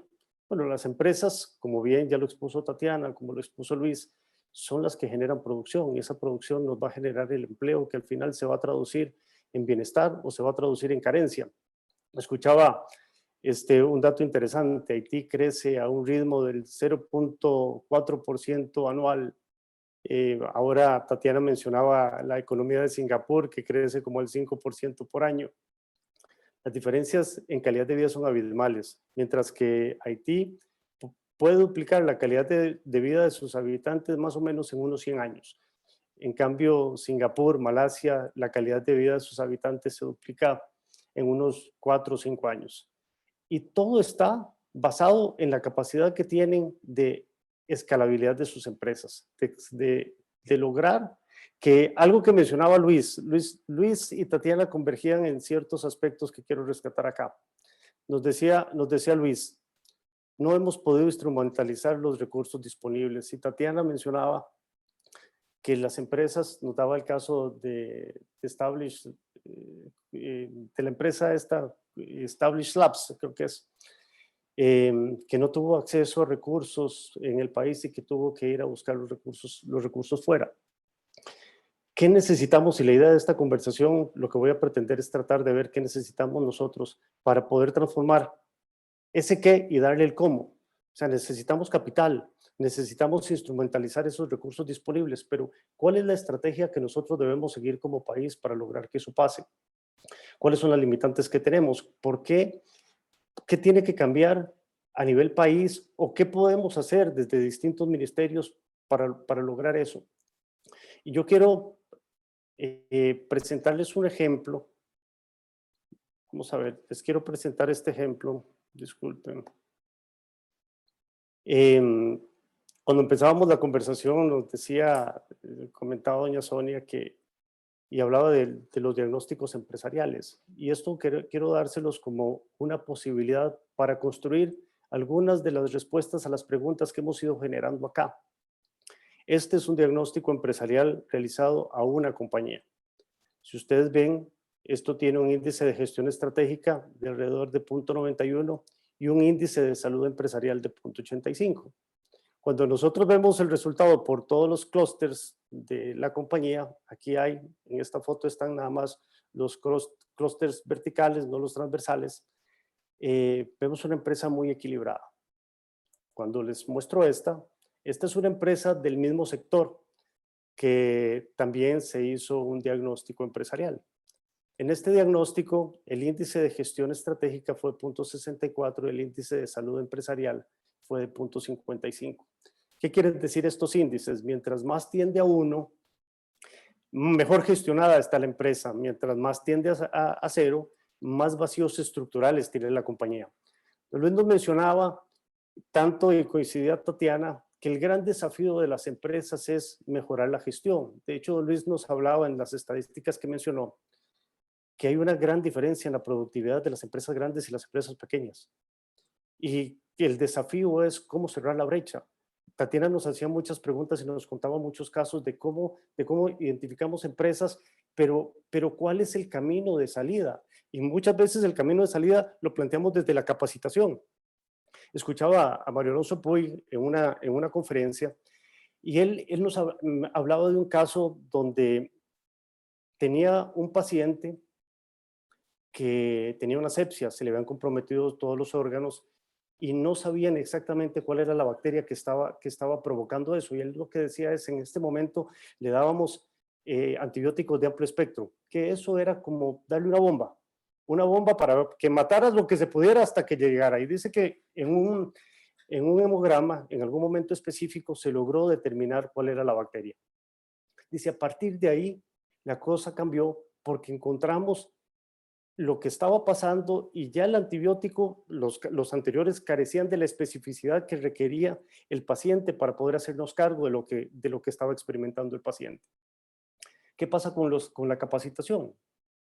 Muchas veces la capacitación es como ese antibiótico de amplio espectro que disparamos, pero lo cierto es que, como Tatiana nos mencionó, las empresas PYME son completamente diferentes. Y el desafío siempre va a ser poder transformar ese antibiótico de amplio espectro en uno específico que llegue a suplir la carencia específica que tiene la compañía. Y cuando nosotros nos preguntamos qué nos puede cerrar la brecha, qué puede hacer que yo pueda acompañar a una empresa de manera distinta, siendo que ambas son del mismo sector. En este caso, les estoy presentando el diagnóstico de dos empresas del mismo sector que muestran resultados completamente distintos. Y les voy a contar algo que me pasó con esta compañía. En esta compañía, el gerente me dijo, mira, cuando yo estaba contestando esta pregunta, yo decía, uy, ¿cómo me duele esto? Yo sabía que esto no tenía que ser y no lo hice. Apenas terminé, dije, y tenía que ver con el CRM, estoy citando a la gente respectiva para que se haga cargo. Es una empresa con todos los clústeres extremadamente equilibrada. Ahí, el diagnóstico permitió que él se hiciera consciente de algo que no había atendido, pero que ya él sabía. Ahora, en esta compañía pasó algo distinto. En esta compañía, cuando hablamos con los dueños, no eran conscientes de ciertas cosas. Eran conscientes de la parte de ventas, eran conscientes de la parte de negocio. De hecho, eran las áreas del clúster más equilibradas, pero no era consciente de ciertas carencias de logística que estaban impactando su negocio. Y entonces, desde ahí, se pudo llegar a un lugar distinto, porque una cosa es cuando yo tengo que atender a alguien que sabe que no sabe, que sabe que algo le falta, pero el desafío no es solamente eso. El desafío cuando trabajas con una empresa es cómo sabe el empresario que no sabe, porque cuando un empresario tiene que tomar decisiones, la pregunta siempre es ¿por dónde empiezo? Tiene que tomar acciones, es ¿por dónde empiezo? ¿Qué es lo que hago? Ahora Tatiana decía, y creo que una pregunta lindísima de una artesana, ¿cómo hago para hacer tal cosa? Bueno, hay cuestiones que se pueden resolver desde la parte técnica y para eso está el acompañamiento, pero hay otras cuestiones que accesarlas implica primero tener la conciencia de que me falta. Entonces, imagínense esto como un proyecto país, supongamos, porque tratamos de darle solución a temas bancarios, tratamos de darle solución a temas de gestión, y aquí hay diversos actores. ¿Cómo puedo instrumentalizar recursos para que lleguen al lugar donde quiero llegar? Veamos, si ustedes fueran una institución financiera y reciben una empresa que tiene este índice de gestión, 0.91 y 0.85 en el índice general. ¿Desde dónde, digamos, desde dónde podrían interpretar a esa compañía? Una empresa que tiene un índice de gestión de ese nivel es una empresa que ha cerrado sus brechas de gestión. Una empresa que tiene un índice de gestión así es una empresa que necesita cerrar brechas, pero ¿saben qué pasa aquí? Que por lo menos las podemos visualizar. Y desde ahí el acompañamiento puede ser más específico, el antibiótico puede ser directo. Y eso puede transformar sustancialmente la estrategia país. Si nosotros lográramos generar un índice, hay un índice que seguramente todos conocen que es el Great Place to Work. Las empresas se matan por tener un índice que supere una cierta nota. Cuando yo logro tener un índice en cierto nivel en Great Place to Work, me es más fácil atraer talento, me es más fácil sostener el talento, me es más fácil, porque estoy diciéndole al mundo, yo soy un buen lugar para trabajar, vengan a trabajar conmigo. ¿Qué pasa, por ejemplo, si a nivel país nosotros pudiéramos generar un índice de gestión empresarial? ¿Qué pasa si nosotros podemos llegar y determinar de un pool de empresas cuáles tienen un índice de gestión de más de 85? ¿Con qué ojos puede analizar un banco una empresa que está gestionada de esa forma? Y es que pasa algo interesante. Creo que cuando hablamos de cambiar la mentalidad, tenemos que cambiar desde dónde nosotros nos conectamos con la empresa y cuál es la emocionalidad desde donde nosotros la analizamos. Yo me ponía a preguntarme, bueno, ¿por qué a esta empresa que mencionó Tatiana no le dieron recursos siendo que tenía tal potencial? ¿Qué fue lo que no vieron?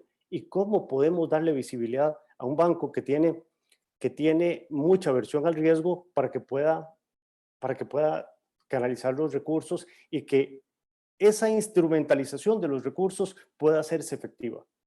Bueno, esta propuesta lo que busca es que podamos tener una visión diferente y que podamos instrumentalizar esos recursos, que podamos llegar realmente a las empresas. Ahora, y algo interesante aquí, requiere dos compromisos. Requiere el compromiso de la empresa para diagnosticarse y para hacer algo porque aquí el primer paso es saber lo que me pasa. El segundo paso es el compromiso de hacer algo. Tatiana decía que muchas empresas abandonaron en el camino. La única posibilidad de trabajar con una empresa es que la empresa quiera crecer. Pero a veces el proceso de crecer no es un proceso sencillo porque si yo no tengo claro para dónde voy, ¿por dónde empiezo a caminar?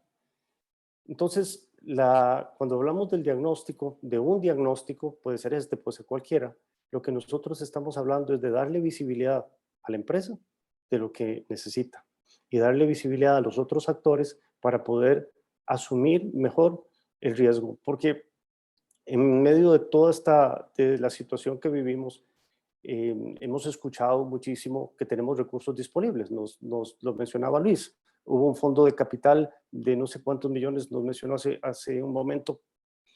Y esos fondos están, pero no llegan. Entonces, ¿qué hacemos para que lleguen? Bueno, lo que pasa es que van a llegar en la medida que la institución financiera entienda o crea que sí tiene la capacidad para que el otro le pague. Porque si no, si esa confianza no existe, entonces la barrera va a estar y la aversión al riesgo está, entonces por lo tanto el crédito no se da. La propuesta que nosotros planteamos acá o que quiero exponerles acá es que a través de una política país que permita instrumentalizar un acompañamiento, un diagnóstico, va a permitir que la gente pueda tener más claridad, que las empresas puedan tener más claridad de sus carencias, pueda tener más claridad de sus brechas y pueda tener, por lo tanto, más claridad de cuál es el acompañamiento que requiere. Hay algo interesante en todo esto, que lo que se diagnostica acá es gestión empresarial. El diagnóstico, las empresas que no pueden subsistir en el tiempo, no tiene que ver muchas veces por una cuestión de mercado, no tiene que ver con una cuestión de producto. Los productos que se generan normalmente son muy buenos, porque hay gente muy capacitada y normalmente vienen del área técnica que terminan creando un producto maravilloso. Pero el problema no está ahí, el problema no está en el producto, el problema está en la gestión. Entonces, si nosotros queremos desarrollar un parque empresarial que tenga la posibilidad de crecer, tenemos que lograr identificar dónde están los vacíos de gestión y poder atenderlos. Y esta propuesta lo que busca es que podamos tener visibilidad sobre esas carencias para que a partir de ahí podamos hacer planes de acción que no sean la capacitación per se, esa capacitación que nosotros normalmente vemos como ese antibiótico de amplio espectro que va a llegar y que algunas cosas serán efectivas y en otras no tanto. Y desde ahí tener acceso a más recursos y a una canalización del riesgo distinta. Básicamente esa es una de las propuestas que lo que pretende es darle un poquito el cómo a las interrogantes que nos planteaban anteriormente tanto Luis como Tatiana. No sé si tienen alguna consulta hasta acá. Super, doña Sonia. Super. Excelente, Gerson. Pues una combinación, ¿no? Una solución. Creo que el tema de la problemática que se vive, pues se conoce y se tiene y se va descubriendo cada vez más.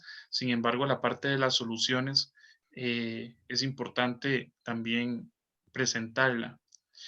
Sonia, cuéntame cómo estamos con las preguntas. Bien, hay varias preguntas desde hace rato para don Gerson, ¿verdad? Antes de poderlas parafrasear por ustedes, quiero comentarles que muy pronto vamos a poner un pequeño link en el chat con la intención de que ustedes puedan calificar esta actividad que hemos realizado la noche de hoy. Y también les vamos a poner ahí un link para que puedan ustedes indicar si están interesados en que los invitemos a nuestra siguiente actividad. Entonces, aquí estoy en deuda con don Luis, porque me dijo, a ver, mi pregunta no me la han hecho, ¿verdad? Entonces vamos a complacer primero a don Luis Sevilla. Su pregunta es, en relación con el tema de los ecosistemas, ¿a qué factores se puede atribuir que en el caso de la gestión de las instituciones públicas no logren generar esos ecosistemas para el escalamiento. Tenemos muchas organizaciones y mucho presupuesto para capitalizar MIPYMES, pero no se logra generar dinámicas de escalamiento, principalmente en zonas fuera de la GAM. Él hizo la pregunta cuando Tatiana estaba realizando su ponencia, pero en realidad tal vez, si me permite, Rafael, dejar el micrófono abierto para el que quiera responderle a don Luis. Perfecto, nada más un detalle, si Gerson puede dejar de proyectar para que los puedan ver a todos. Súper, gracias Gerson. Excelente, Bueno, claro. no sé si la pregunta era para Tatiana o quieres que contestemos. La hizo cuando estaba hablando Tatiana, pero... Ok, vamos a ver. Entonces empiezo yo y termina Gerson, dijo. Como ustedes.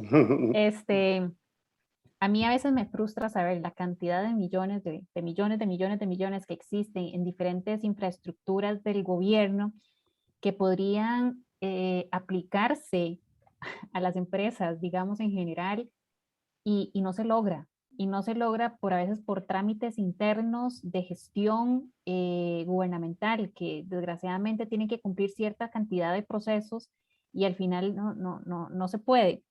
Y la vez pasada estábamos trabajando con un proyecto, de hecho con el MISID, para incubadoras o para procesos de innovación, y era una plata del BID que tenía 5 años de estar dando ahí vueltas y vueltas y vueltas. Entonces, cuando yo solo escucho eso y yo escuchaba a mi compañera decía, otra vez vamos desde cero, y es que entonces hay cambio de gobierno y entonces otra vez va a haber una afectación, y tal vez don Luis Álvarez, que ha estado en el sector público, yo también he trabajado en el sector público, trabajé varios años ahí en el ICT y yo sé lo que significa el tema de procesos internos, que a veces por eso yo digo, es como frustrante saber que existe cierta cantidad de plata y que no se pueden aplicar en el corto plazo, o a veces piden ciertas condiciones de las empresas que no se cumplen, o sea, que no se logran cumplir porque no están formales y no porque no quieren, sino porque, como les decía ahora, cuesta por costos y demás, por tramitología, por lo que fuera. Entonces, ahí es donde yo digo, es cómo lograr que estas políticas públicas realmente tengan una respuesta directa para solucionar estos problemas. Cuando yo decía que a veces no hay insumos suficientes para tomar decisiones, principalmente para políticas públicas, es porque también nos damos cuenta que quienes a veces toman decisiones son personas que están detrás de un escritorio, que con todo respeto lo digo, no son emprendedores, no saben cuál es ¿cómo se llama? El camino, el calvario que se tiene que seguir para poder emprender, y por lo tanto tomar a veces una decisión de decir, no, y les pedimos que traigan una carta de la municipalidad y listo. Entonces, no saben lo que significa ir a pedir una carta a la municipalidad. Entonces, que te puede durar hasta 2, 3 meses para que te den una respuesta. Entonces, yo lo que digo en este tipo de cosas es que hay procedimientos que se pueden simplificar. Uno los ve, yo he estado en los dos lados, estoy en el sector privado, estoy en el sector público, he visto casos de emprendimientos y que uno dice, esto se puede simplificar. Esto no ni va a hacer a una empresa ni más rica y vamos a cortar tiempos dentro del sector. Y yo también entiendo al sector público, porque uno trata de ser empático y yo digo, ¿por qué es que ponen todas estas reglas, verdad? Y es porque también desgraciadamente nosotros como latinos somos bastante vivos y llega más de uno ahí a buscar plata, nada más, ¿verdad? A que le den esas platas y que simplemente luego desaparezco y me fui con la plata, y ha pasado N cantidad de veces también, y eso es lo que sigue estableciendo una cantidad de controles fuertes. Si estuviéramos no sé, en Alemania, en Suiza, digamos, si hay fondos, les puedo asegurar que no hay tanta brecha, digamos, para permisos y demás, porque esa cultura es completamente diferente a la nuestra, ¿verdad? Y esto que nos pasa aquí en Costa Rica pasa en toda la región, o sea, no piensen que es solo aquí en el país, o sea, en realidad pasa en toda la región, y toda la región lucha por eso. En México y Chile, que son los países que en teoría se hacen negocios más rápido, pasa exactamente igual. Entonces, aquí es donde todos tenemos que tener de nuestra parte, por eso es importante tener los estudios, tener un dato exacto de cuántas pymes hay, cuántas son formales, cuántas tienen realmente potencial de crecimiento, cómo logramos identificar a esas empresas, si son tal cantidad, si son 4,000, si son 5,000, si son 10,000, si son 20,000, ¿cómo logramos identificar cuáles son esas empresas que realmente tienen ese potencial, que quieren crecer sobre todo, porque les puedo asegurar que hay muchas que déjenme aquí donde estoy y no me molesten, que con lo que yo recibo y con lo que hago estoy más que bien. Así que no me haga crecer porque Así eso es. me implicaría más trabajo y más tiempo y más todo. Entonces déjeme quedita. Entonces, ¿cómo identifico yo realmente cuáles son las que sí quieren crecer? No sé, Gerson. Y ese filtro, pasa algo, y como bien decís, es frustrante muchas veces que los recursos están y qué hacemos con eso, y puede pasar años, a veces administraciones enteras. Yo le decía un día esto mientras conversaba precisamente con Rafael, hay una diferencia entre Latinoamérica y otros países de Europa, por ejemplo. Cuando yo trabajo con un cliente, yo tengo claro que el cliente es mayor que yo, porque el cliente es el que me paga. Entonces, cuando estamos en el sector privado, nosotros, la forma natural es dar servicio al cliente. El servicio al cliente está muy asociado a las iniciativas privadas. ¿Por qué? Porque el cliente siempre es mayor que uno. ¿Por qué? Porque es el que termina pagando. ¿Qué pasa con el sector público? El sector público funciona al revés. ¿Quién es el que sostiene en términos generales el sector público? Bueno, lo sostiene todos nosotros con los impuestos que pagamos, las empresas con los impuestos que pagamos. Entonces, en realidad, el que paga siempre es mayor en cualquier sistema. Pero en Latinoamérica nosotros nos hemos constituido de forma diferente. El que marca la pauta es el sector público, el que marca el ritmo es el sector público. Entonces no hay una adecuada rendición de cuentas y yo puedo tardar todo lo que tenga que tardar, que no es problema porque al final yo soy el sector público y usted se espera. Australia genera un reporte de rendición de cuentas a los ciudadanos de cómo se gastó la plata y de qué tan eficientes fueron sus procesos en el año. Dan un estado de cuenta. Pero Costa Rica, o sea, si nosotros queremos, y vuelvo a la pregunta que hicieron con respecto a la mentalidad que tiene que cambiar, si nosotros queremos cambiar cosas como país, nosotros tenemos que cambiar el lugar desde donde nosotros atendemos la empresa a nivel país. Y creo que desde ahí el desafío es cambiar el discurso en el que estamos, el desafío es cambiar el paradigma de donde vivimos. Porque cuando nosotros logramos ver que la escalabilidad de las empresas es lo que va a sostener el empleo y que lo que sostiene el empleo es lo que sostiene la producción y que lo que sostiene la producción es lo que hace a un país grande, entonces la institucionalidad del país tiene que ir para generar empleos prontos, cercanos, trámites ágiles y canalizar los recursos de la forma más eficiente posible. Pero como bien dijo Tatiana, las decisiones, ¿quién las toma? ¿Y quién las toma? Porque no importa estar detrás de un escritorio, el punto es, entiendo muy bien a Tatiana como lo dice, es ¿por qué es posible que algo tarde años en salir? Y estamos tan acostumbrados a eso.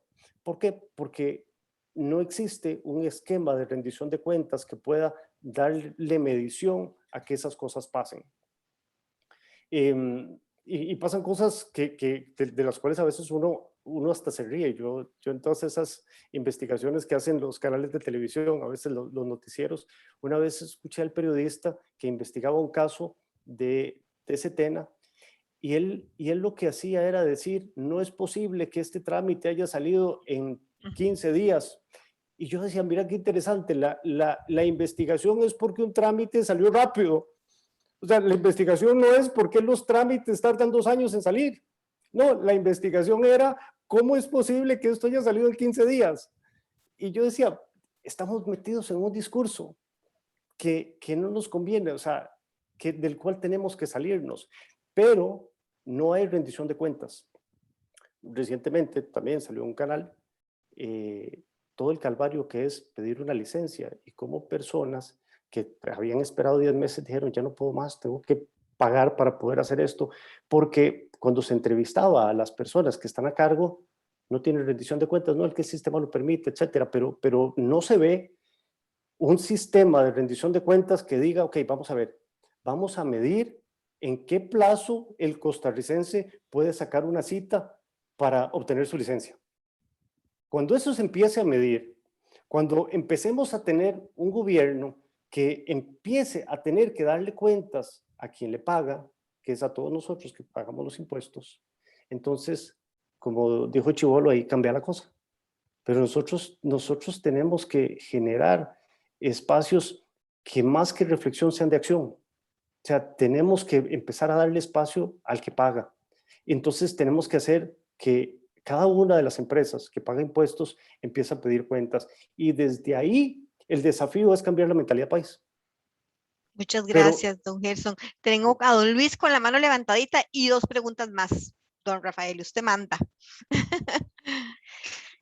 Súper, démosle la palabra a Luis, que lo siento que se mueve, está inquieto ahí en la silla. No, vamos a ver, yo coincido con varios de los temas que ha mencionado y las reflexiones que ha hecho Tatiana y Gerson.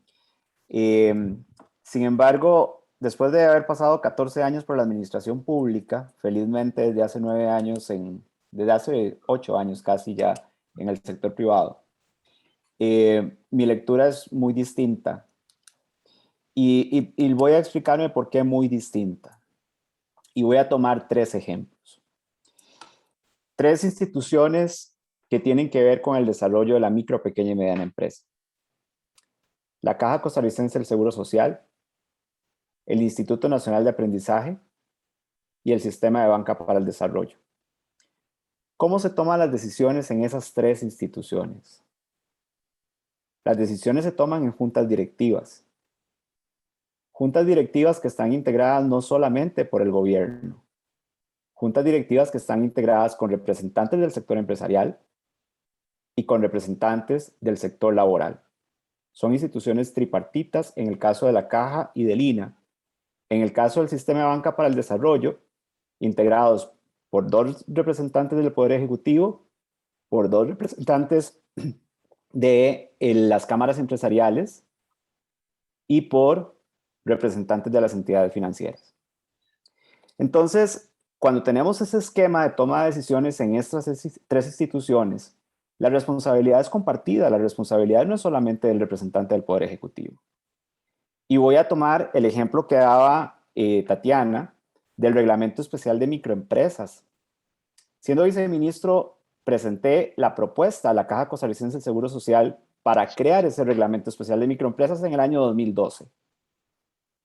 Ese reglamento duró 7 años discutiéndose en la Caja Costarricense del Seguro Social y fue aprobado en mayo del 2019, implementado a partir de mayo del 2019. Hoy está vigente ese reglamento, no el que queríamos, pero el que fue posible hacer. Fueron 7 años discutiendo un reglamento que creara un mecanismo escalonado de contribución partiendo del seguro de salud para que las microempresas tuvieran una mayor facilidad, en teoría, para poder vincularse a la caja. 7 años en una junta directiva donde habían 3 representantes, donde hay 3 representantes del sector empresarial y donde hay 3 representantes del Poder Ejecutivo y 3 representantes del sector laboral. O sea, hay una mayoría y uno se pregunta, ¿por qué duramos tanto si hay una mayoría en esa junta directiva? Entonces yo creo que aquí también la reflexión que tenemos que hacer cuando vemos estos temas es qué tipo de representantes, y yo ahora me pongo desde el sector privado y además soy empresa asociada a la Cámara de Industrias y formo parte de la Comisión PYME de la Cámara de Industrias, y parte de las reflexiones que hago es a quiénes estamos poniendo a que tomen decisiones en representación del sector privado para que realmente estén generando mejores condiciones en un ecosistema que necesita mejores condiciones para nuestras empresas. Entonces yo creo que aquí la reflexión tenemos que hacerla para todo lado. El segundo punto que quisiera mencionar es precisamente lo que dice Gerson, y yo coincido completamente con tu visión, Gerson. Absolutamente. O sea, no vamos a lograr productividad en las empresas si seguimos pensando en la capacitación. Tenemos que pensar en el acompañamiento, y el acompañamiento parte de un diagnóstico empresarial y un plan de acompañamiento. Y te tengo que decir que en el año 2013 se emitió una directriz presidencial, que es la directriz presidencial 059 del Ministerio de Economía, Industria y Comercio, que obligaba a todas las instituciones que formaban parte de la red de apoyo PYME, incluidas las cámaras empresariales, incluidas las entidades financieras, incluidas las instituciones públicas, para que en cualquier proceso de trabajo con las micro y pequeñas empresas utilizaran el diagnóstico empresarial, que además fue construido en el marco de la red de apoyo PYME con participación de todos los actores, universidades, Ministerio de Ciencia y Tecnología, Procomer, todos los actores. Fue un trabajo de 2 años para elaborar un diagnóstico empresarial. ¿Qué pasa? Viene cambio de gobierno y pareciera que hay borrón y cuenta nueva para todos. No existe nada. Y entonces hay que volver a empezar porque pareciera que no se ha hecho nada. En aquel momento, y puedo darles el ejemplo de lo que pasa en la región centroamericana, en el año 2010, El Salvador empezó un proceso, producto de una iniciativa que hizo Hillary Clinton a partir de una experiencia que hay de los centros de desarrollo empresarial en Estados Unidos, que funcionan 1,100 centros en Estados Unidos, y se hizo la transferencia del modelo de acompañamiento de los SBDCs, de los Small Business Development Center, a la región. Empezó en El Salvador y empezó a trabajarse ese modelo. En Costa Rica empezamos el proceso en el 2011. Ese modelo además lo adaptamos porque en el caso de Estados Unidos no hay un diagnóstico empresarial, sino que entran directamente al proceso de acompañamiento. Este modelo se adaptó con un proceso de acompañamiento, viendo la experiencia de los CAIPYMES en Israel, viendo la experiencia de los Centros México Emprende en México, viendo algunas experiencias que estaba implementando Cercotec en Chile. Bueno, ¿qué pasó? Que después del 2015 eso se detuvo absolutamente.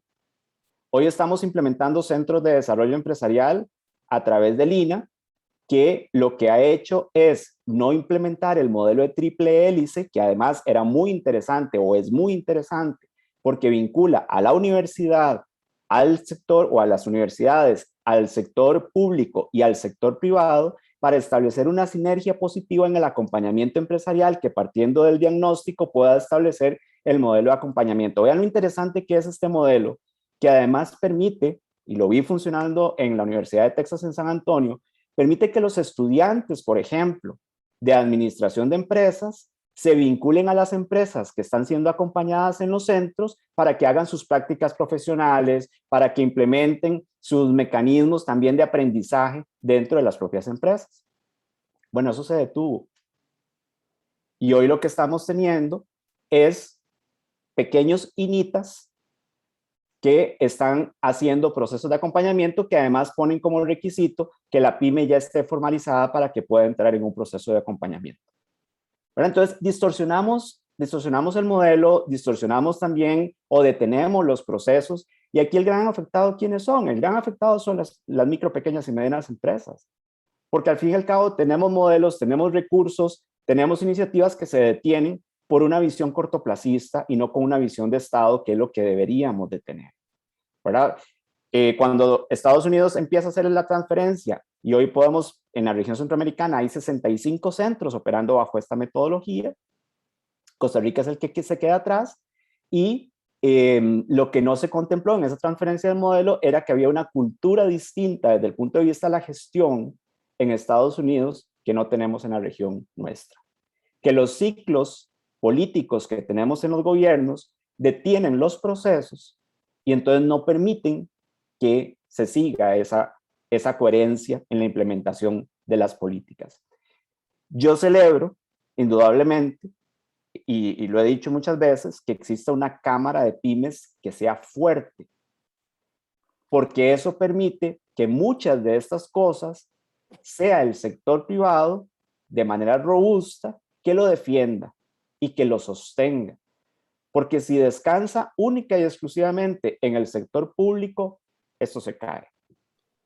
Y esa experiencia de lo que se ha venido impulsando con la Cámara de Pymes puede ser un gran dinamizador que, sumado a las cámaras pymes, de las cámaras de industria, de cámara de exportadores, de la Cámara de Comercio y demás, podrían ser grandes motores para sostener este proceso. De manera tal que yo creo que ahí, y eso un poco la pregunta que hacía Luis Sevilla, de ese ecosistema, ¿verdad? O sea, no es solamente que existan los recursos y que exista la atomización de los programas, sí existe, pero también ha habido una desarticulación para poder defender que este tipo de cosas se sostengan en el tiempo y que puedan dar los resultados de impacto que requiere el sector productivo. Cierro nada más con un temita que por ahí mencionaba doña Nuri, que tiene que ver con el tema de la Caja Costarricense del Seguro Social.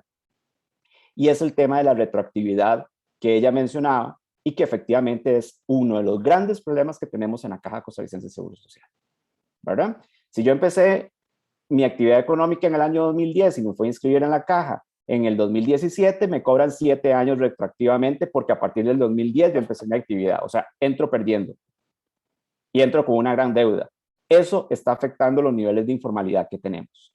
Y eso, desde la Caja Costarricense de Seguro Social, desde los mandos medios, lo que han interpretado es que es un tema de carencia de ley. Error, no es un tema de carencia de ley, porque es una interpretación al reglamento que se ha hecho. ¿A quién le corresponde resolver ese tema? A la Junta Directiva de la Caja. Jamás.